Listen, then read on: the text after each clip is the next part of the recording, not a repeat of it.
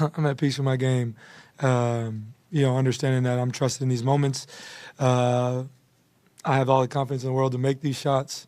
My teammates and my coach staff give me that confidence, and just trying to make plays out there.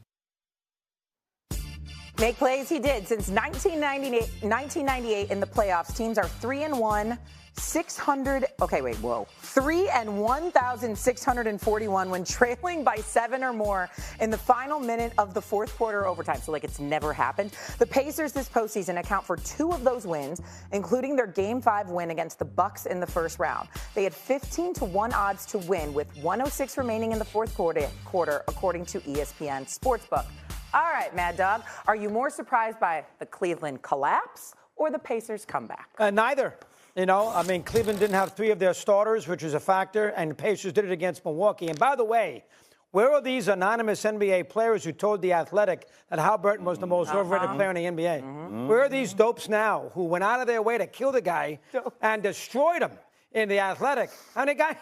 He scores 19 points. He makes smart plays. He beat Milwaukee single-handedly in Game 5. Played well against the Knicks last year, including Brunson against him. And then he plays the great game last night. Listen, this is me now. This is me. You guys are probably going to disagree with this. I always thought, I might be proved wrong still, but I always thought Cleveland was a regular season team. I wanted to see something out of Cleveland. I really did. And I picked Indiana to win the series before it started. I was shocked that they were a plus 396.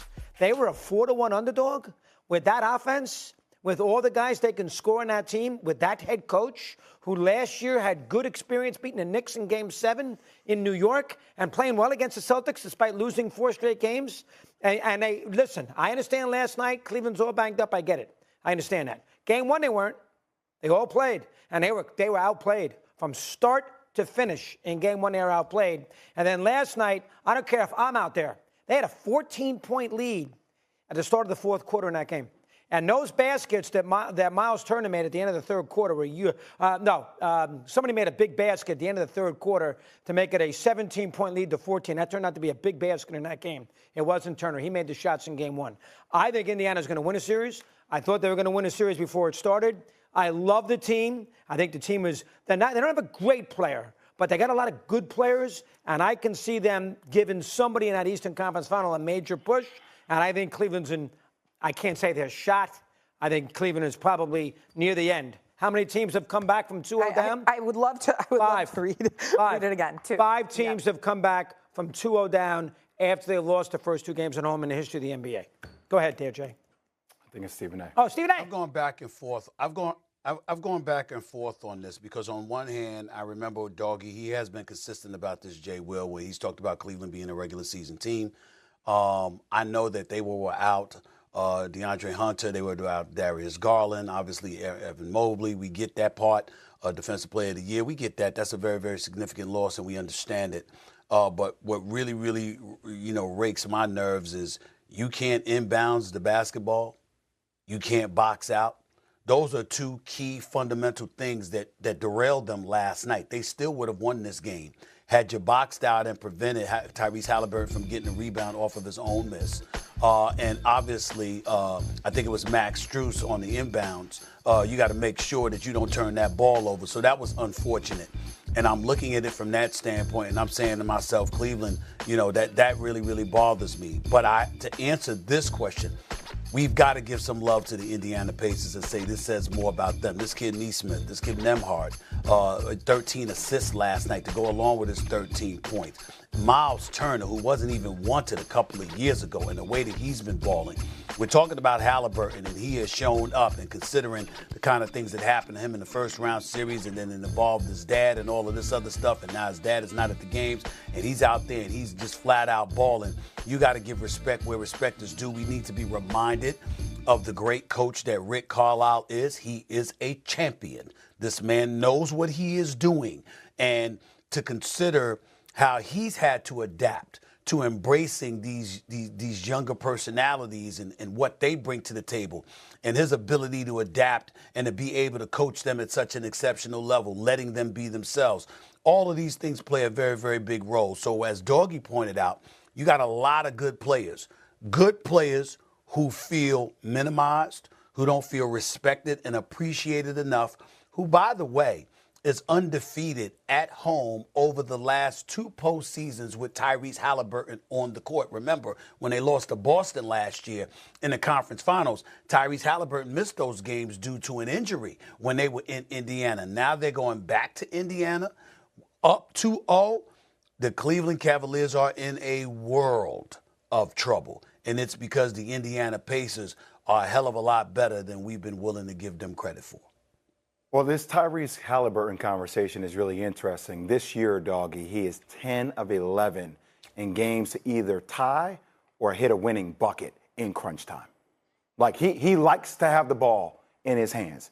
I think these last 2 series, these last 6 games, he's been playing like a superstar to a degree. I'm not saying that he's cracked the superstar modem yet, but he's on his way if he keeps playing at this type of level. Right. But, you know, when people say, like, hey, they stole 2 games. They didn't steal 2 games. They won those games straight up.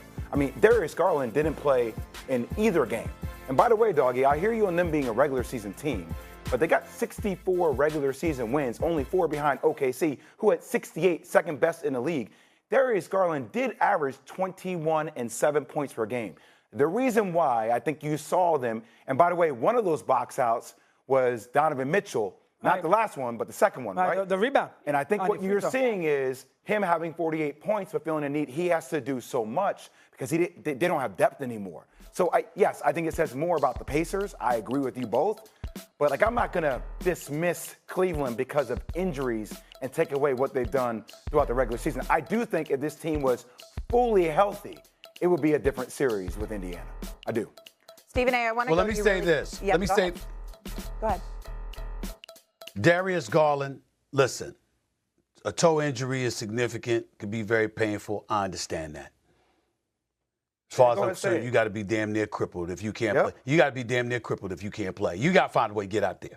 Because last night, Nembhard and Halliburton combined for 45 points, like 19 assists, and 1 turnover. They're getting guard play in Indiana. Donovan Mitchell needs help. Period. Mm-hmm. Because whether it's Ty Jerome, whether it's Strus or somebody else, I mean, listen, they're not point guards, okay? He needs some help in that backcourt. Now, you missed 4 straight games, Darius Garland. I mean, damn, you got all off season to heal. Somehow, some way, I mean, you're on the brink of elimination. I mean, you got to get out there. You got to find a way. Limp your ass out there no matter which way you got to do it. I don't give a damn, all right? Find a way. Find a way. Pad the toe, wear an extra size shoe. You know, do something. But you got to get out there. You got to get out there. It's problematic because in the last 50 seconds, 5-0, you had Indiana score 8 points, and the Cavaliers took no field goal attempts, none. It was completely lopsided the last 45, 50 seconds of the game. But the inbound pass by Strus was horrible. Yeah, terrible where he was throwing the ball. The offensive foul by Donovan Mitchell. And by the way, those 2 blockouts